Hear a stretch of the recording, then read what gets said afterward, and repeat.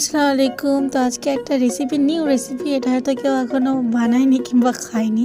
পেঁপের খোলা আপনারা যে ফেলে দেন, এটা অবশ্যই ফেলে দেবেন না। একদিন বাড়িতে রেসিপিটা বানিয়ে দেখবেন।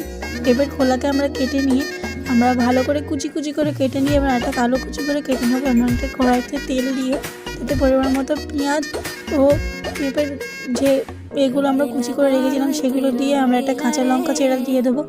এটা আমরা ভেজে নেবো হলুদ গুঁড়ো, লবণ গুঁড়ো এবং মরিচ গুঁড়ো দিয়ে।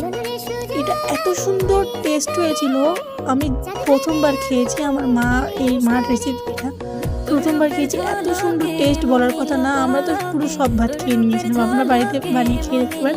আর ভিডিওটা ভালো লাগলে লাইক, কমেন্ট, শেয়ার, সাবস্ক্রাইব করে দেন। Thank you for watching. আসসালামু আলাইকুম।